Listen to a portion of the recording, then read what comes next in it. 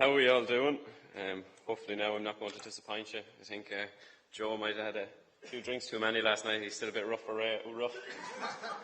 Not thinking straight. No, but first of all, thanks a million for coming in today. I woke up yesterday about 11:30 in the morning, and my first thought was, Jesus, if I'm only getting up at 11:30, who's going to be up at 11 o'clock tomorrow morning to listen to us? So, it's good to be here. So, I suppose I'll start off and tell you all a little story about when I was kind of 6 or 7 years of age. My local GAA club decided they were going launching a new juvenile pitch. The showcase event was to be 40 minutes of pure, raw, unadulterated under-8s hurling. Being from Kilkenny, I'd only recently mastered the skills of rising the ball and was greatly looking forward to showing everybody my new talents. However, little did I know that this day would coincide with my first insight into Irish politics. You see, the guest of honour was to be none other than our local TD. To the bewilderment of my peers and I, the match was delayed for what seemed like a lifetime. Not even a bottle of Cadet Orange and a bag of potatoes could stem the impatience.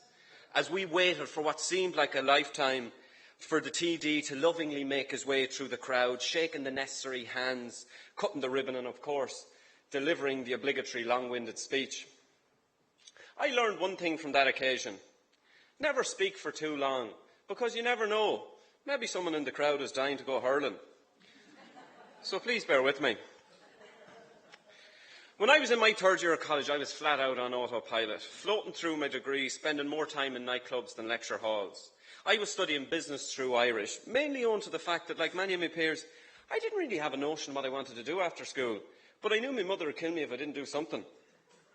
On a class trip, I met a guy who was interested in setting up an Irish-speaking GA club.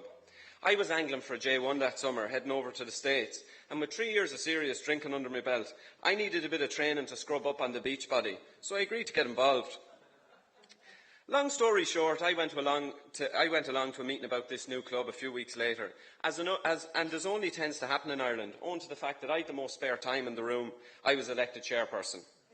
So at 20 years of age, having walked into a room with very low expectations of myself, and if we're brutally honest, society had equally low expectations of me, I walked out with a GA club to found.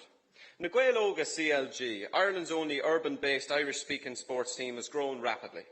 We've 4 adult teams playing every week, and just last Monday, I joined a group of 20 of my peers who gathered in a Gaelscoil in Lucan to begin youth coach training ahead of the launch of our underage structure in autumn. To fall into a leadership role in such a vibrant project at such a young age was a life-changing experience. I realised that by moving the Irish language outside of the lecture hall, that it could become an integral part of my everyday life.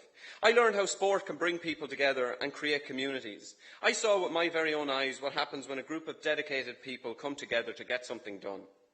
I found myself thinking a lot more about the language and about the role of sport in our society, about citizenship. I'd found my passions. I had a reference point. When I was 20, I was lucky enough to fall into a life-changing experience. An experience which opened my eyes to the opportunity which surrounded me in the world, and my power to organise people to engage with them. From talking to people right across the country, it seems many of us who engage frequently with societal systems have been all shaped by random interaction with exceptional individuals or events. Is this good enough? Is it good enough that this is coincidental? If we fundamentally want to create an engaged society, we cannot afford to leave this voyage of self-discovery to chance. Prior to Na Gaeilge, what was going on in my head? Naturally enough, there was a lot about socialising and sex. Money, probably. Academia and career, not really. Political and societal well-being, most definitely not. When I was in college, I was asked to go drinking every day. I was offered Class A drugs a couple of times a year. I was never once asked to volunteer. Go figure. At what stage of your formative years do you learn to discover what you're passionate about? And when do you learn the skills to take responsibility for the things you're passionate about?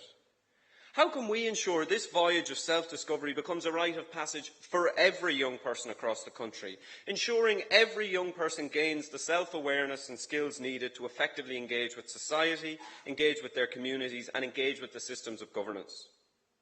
Over the last 3 years, I foolishly at times dedicated my life to finding an answer to this question. I was driving down the North Circular Road about 3.5 years ago with a friend of mine on the way to football training. We were reflecting on the Gael and how it had altered our view of the world. We wondered why things like this were happening by accident, and what would happen if we made it a normal part of the student experience to get stuck into your local community, to learn what you were passionate about and to develop the skills needed to take collective responsibility for your passions. Hence, RAG Ireland was born. We developed an award-winning methodology which has been presented as best practice on student engagement on 3 continents, focusing on unlocking the potential of young people to organise themselves and mobilise each other. By making it easy for students to engage with the community using their hobbies, we began to turn the tide of apathy. That's a load of waffle. What that means is we actually started asking young people to get involved. And what we've seen was amazing. Engagement has become a core part of the student experience for thousands of students. There's a massive desire from our generation to engage with society in meaningful ways. Over the last 3 years, we've worked with 10,000 students, supporting thousands to volunteer in their local communities, whilst over 30 students have embraced their inner entrepreneur to come up with new ways of solving age-old societal problems. A great example of the success of RAG is Glenty's local, Jamie Gallagher, who got involved with RAG because it sounded like good crack. With the right support, he's gone on to develop a highly successful social initiative called Go Gaga for Ga, which is being piloted nationally in conjunction with Croke Park, with a view to becoming the GAA's national response to lower participation rates in poor socioeconomic areas. Not bad for an apathetic young fella. My parents' generation have done something fantastic. They've created the most educated and competent generation our country's ever seen. But the job has been left half done. Without the infrastructure to mobilise students and young people to engage with the world around them, is it any wonder that they're being left drift off into society without the skills and sense of purpose to drive this country forward?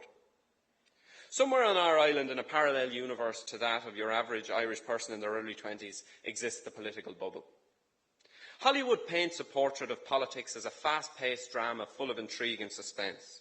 Impassioned oration leads to mass adoration. The public scrape by holding a watchful eye as the plot ebbs and flows. Every couple of years, just when you think this drama's run its course, new names and new faces emerge to reinvigorate flagging plots. Some of the actors receive great acclaim and go down in history as legends of the game. Most end up on the scrap heap, forgotten casualties who got in too deep. However, every drama has its day. I'm not much of a theatre person, or theatre as they'd say at home. And unfortunately, I'm much the same about politics. Like many people, I occasionally indulge in the intoxicating romanticism of politics. Just a fortnight ago, I was glued to the television to watch the announcement of the new cabinet. Who'd go where? What would it mean? Who'd benefit?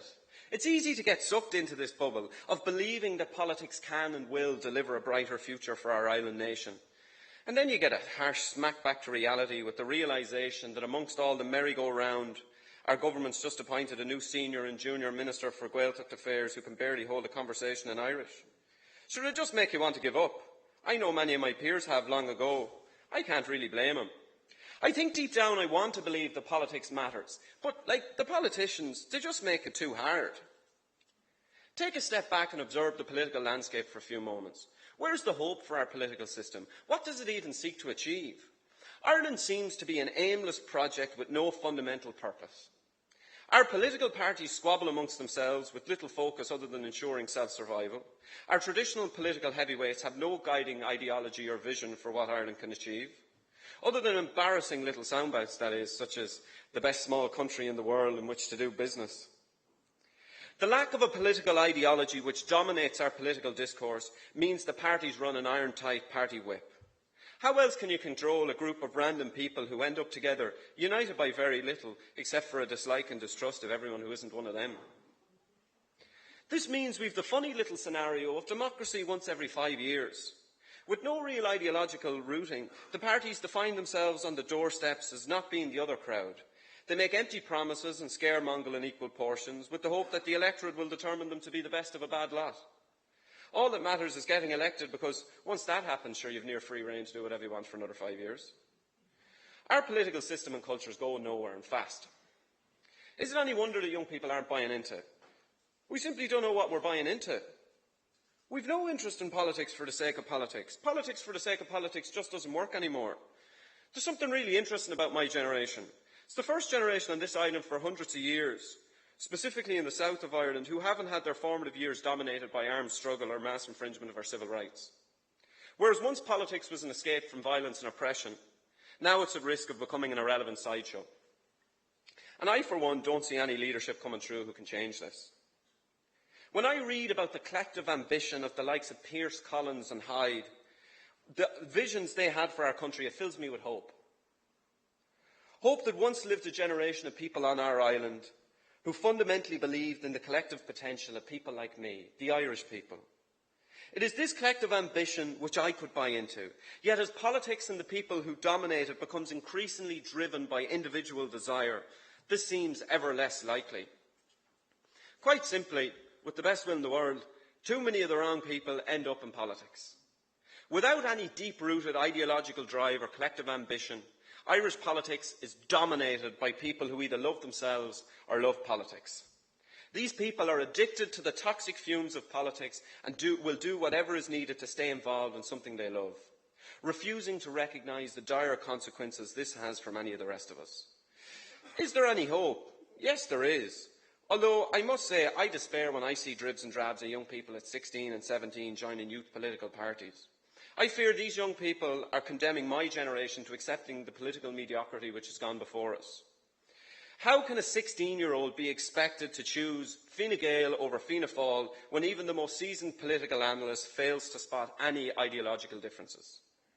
Let me tell you a story. In the recent local elections, a plethora of young candidates came to the fore preaching off a platform of new politics.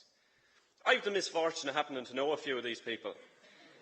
And I remember chatting to one fella and I says to him, he's actually here earlier this week, and I says to him, so how's the campaign going along? He was after getting the nod to run for one of the bigger parties in Dublin, you know. I goes, how's the campaign coming along? He looks at me and goes, Asher, you know yourself, there's only so many doors you can knock on pretending you care about people's problems before it gets tiring.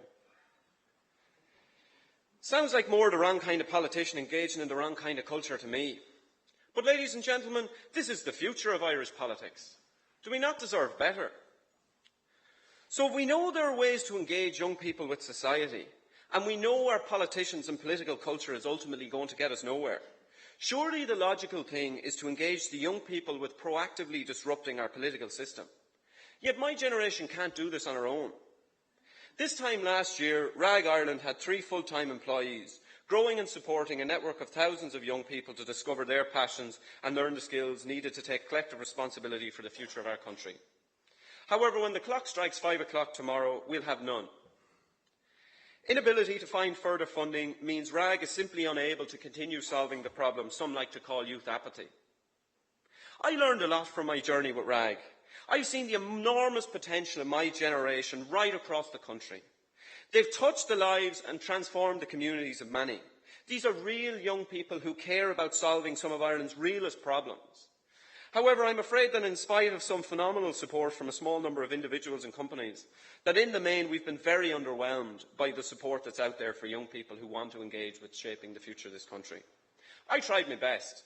I knocked on every door in Dublin and many open doors in Dublin and every closed one, only to discover Dublin is full of people who network as if it's some sort of exact science in the hope it will get them ahead.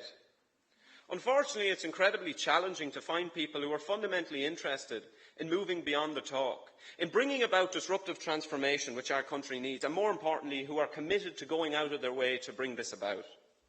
Over the last 3 years, I was shifted, shafted and shunted between 6 government departments, all of them who've told me that in fact it was another government department who was responsible for what we were doing. To be honest, it's all been very disappointing. Our system is set up to suck the idealism and energy out of young people. It's that simple. But what can we do, I suppose, you know? And I look at it and draw an analogy. Did every Pádraig Pearse had a Thomas Clarke, every Harry Potter had an Albus Dumbledore? My generation has the energy, the ideas, the talent to transform the economic, cultural, social, environmental and political systems which have malfunctioned so badly in our country. What we need is the guiding hand of those who've gone before us. Your experience, your investment and your connections. Until we manage to come up with a way of tackling these issues from an intergenerational perspective, I am afraid that we will be left in the vicious cycle where young people have the sense of purpose to change things, but eventually lose their passion and drive due to a lack of support and the unwillingness of key influencers to engage with them on a meaningful level. At the same time, older people lament the perceived disinterest and inability of young people to play a role in the future, pontificating about the needs for change, but never really getting anywhere. Like, to be honest, I'm blue in the face talking about this sort of stuff for the last 3 years. And, like, it's literally as simple as, like, if anyone actually wants to do anything about it any time, just let me know, because sure, you just get fed up listening to it, you know?